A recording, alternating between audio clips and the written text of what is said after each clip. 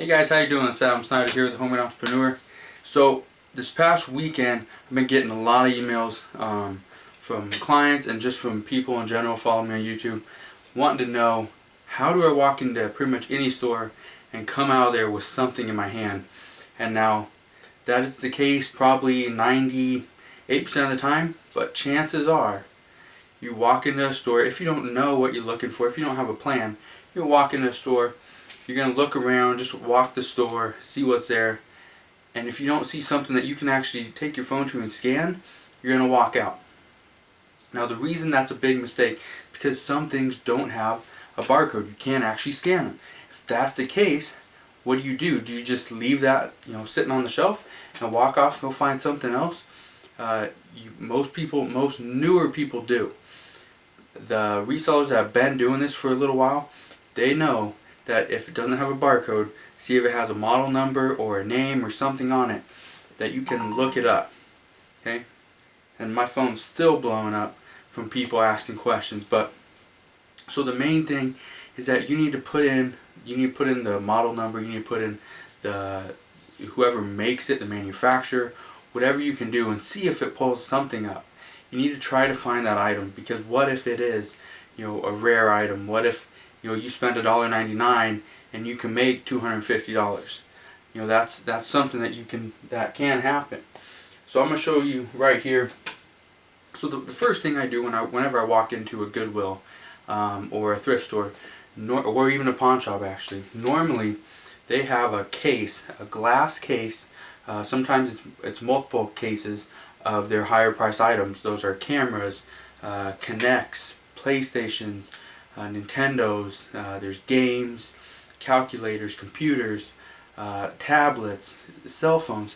I could go on and on. Jewelry. I don't sell jewelry. I don't recommend selling it or having someone else sell it, because it can be a risky thing. But you can't make money.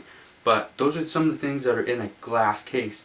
Now, what you need to understand, once you look at the case, you don't have to necessarily buy something in the case or have them pull it out.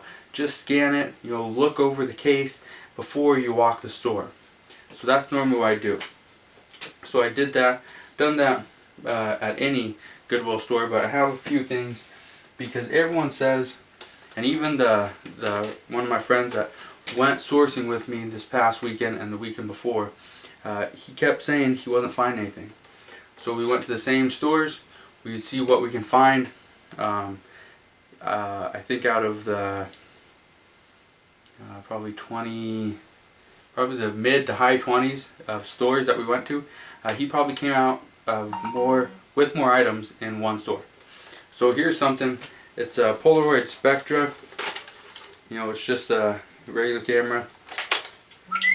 Had one thing of film in it. Accidentally hit the button and it went off in the store. But all that told me is it worked. The film came out and it looked good, so the camera worked. Okay, so there's one Polaroid. And I have my own film. I got my own Polaroid film so that I can test it out.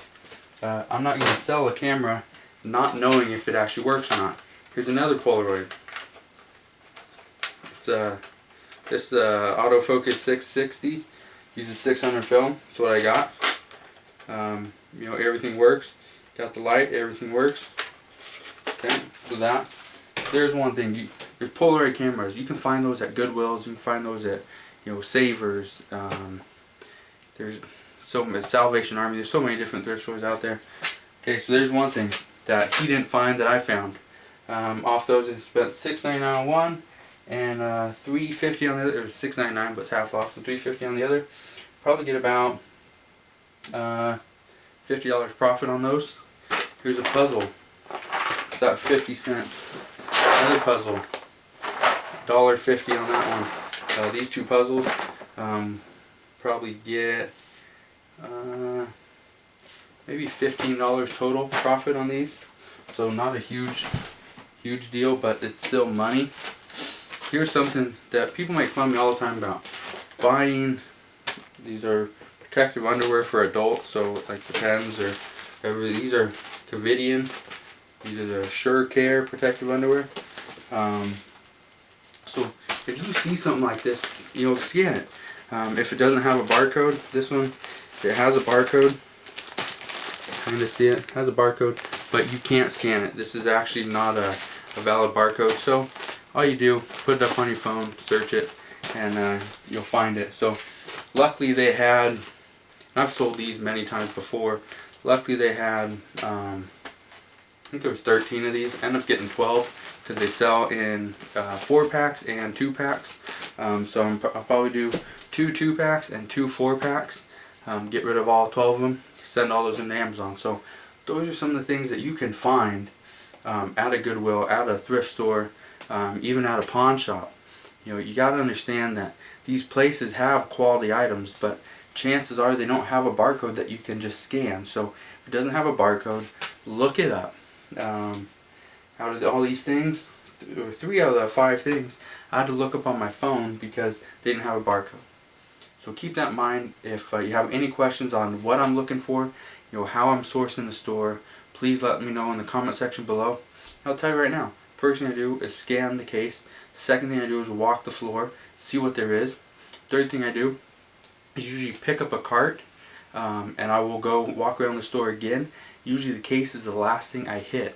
So I'll do the case, scan the store, get a cart, go around the store again, pick up the items I saw, and scan those, and then I'll go to the case. That's usually the last thing I do right before I check out. And if it's at a thrift store, usually I'm at a thrift store, not usually at a Goodwill, but at a thrift store or a pawn shop. Normally I'm going to try and negotiate every single price, see what I can get every single item down to. Let's say it's like, the total price comes out to, $98.50 or something. I'll see if they can, bring it down to 90 or 95, just make a round number. A lot of times they comply, and I make a little bit money. Make a little extra money right there as well. So again, if you have any questions, please comment below. Let me know what your questions are. Let me know how I can help you. If you're not yet subscribed to my YouTube channel, click that button right there, become up to date, and I'll see you guys on the next video. Alright, you guys take care.